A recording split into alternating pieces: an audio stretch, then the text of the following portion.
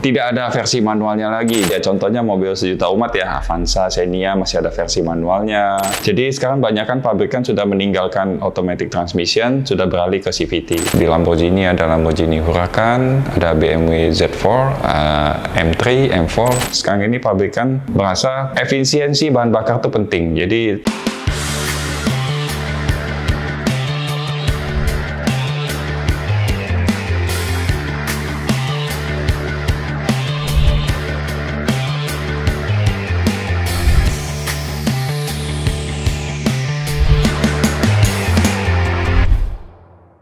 Oke, kembali lagi bersama saya Freddy dari Domo Transmisi. Hari ini kita akan sedikit cerita tentang macam-macam transmisi yang ada di Indonesia. Yang pertama ada manual, yang kedua ada automatic transmission, konvensional, yang ketiga ada CVT, continuous variable transmission, yang keempat ada DCT, dual clutch transmission, yang kelima ada AMT, automatic manual transmission. Nah, oke, yang pertama kita jelasin tentang yang manual dulu ya. Yang manual itu prinsipnya menggunakan satu clutch, dry clutch. Di situ ada bearingnya, ada cohernya. Itu umumnya pada mobil-mobil dulu memang kebanyakan manual, tapi untuk zaman sekarang sudah banyak pabrikan yang tidak ada versi manualnya lagi. Jadi mobilnya sudah cenderung digeser ke matic. Jadi saat ini yang masih menggunakan mobil manual ya contohnya mobil sejuta umat ya, Avanza, Xenia masih ada versi manualnya, Suzuki R3, Ignis, Mobilio. Memang masih banyak yang pabrikan masih menyediakan transmisi manual. Tapi ada beberapa yang transmisi mobil yang transmisinya sudah tidak ada manualnya lagi. Contohnya Innova yang paling baru, Zenith itu sudah tidak ada lagi versi manualnya. Dan beberapa mobil lainnya. Yang kedua sekarang automatic transmission. Nah ini konvensional, matic konvensional. Ini perpindahan giginya diatur secara otomatis.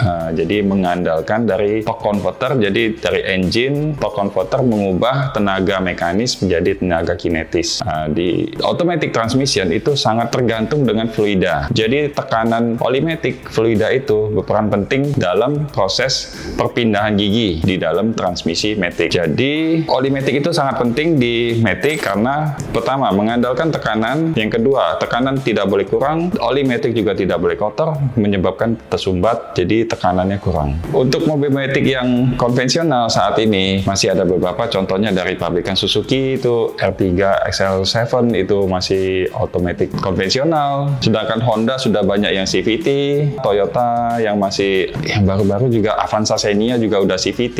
Jadi sekarang banyak kan pabrikan sudah meninggalkan automatic transmission, sudah beralih ke CVT. Tapi masih ada beberapa yang masih menggunakan automatic transmission konvensional. Oke, untuk yang ketiga itu ada CVT, continuous variable transmission. Beberapa pabrikan sekarang ini sudah menggunakan transmisi CVT di line up-nya. Contohnya Honda sekarang udah beralih hampir semua kendaraannya menggunakan CVT. Toyota pun begitu, jadi banyak udah yang pindah ke CVT. Contohnya Innova aja sudah sekarang pakai CVT. Avanza, Xenia juga menggunakan CVT. Expander pun yang baru sudah menggunakan CVT. Jadi kenapa banyak menggunakan CVT?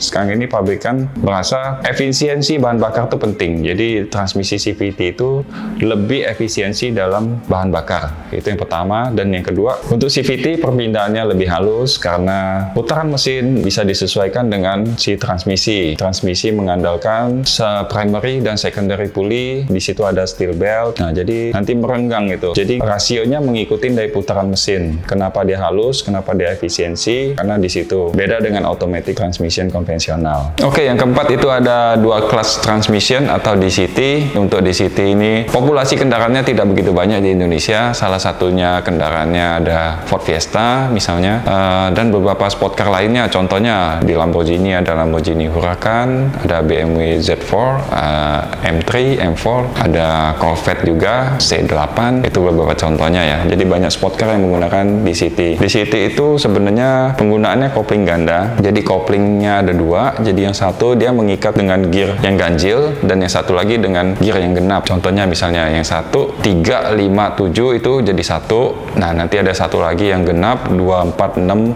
sampai 8 speed misalnya, itu dengan kopling yang genap. Nah, ini biasanya pakainya olinya juga oli manual, jumlahnya juga tidak terlalu banyak dibanding dengan mobil otomatis jumlah oli maticnya gitu ya. Kenapa di City pakai oli manual? Karena ini sebenarnya sejatinya transmisi manual yang diotomatiskan.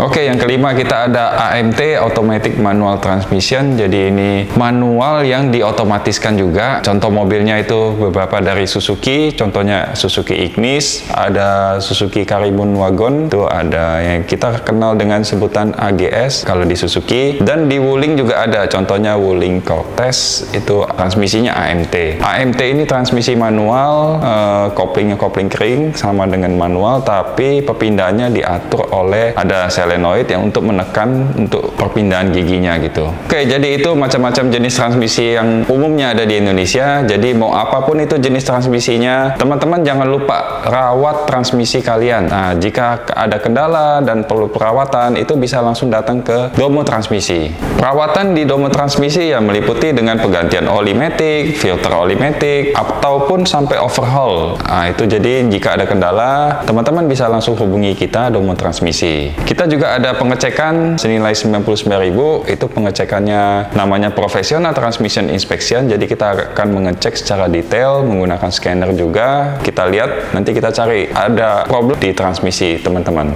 Oke, jika teman-teman ada kendala di transmisi, silakan hubungi ke kita Domo Transmisi, dan jangan lupa komen di video ini, jangan lupa di like dan subscribe. Follow juga IG kita di Domo Transmisi.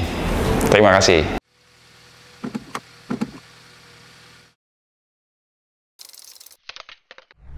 Domo Transmisi, running smooth.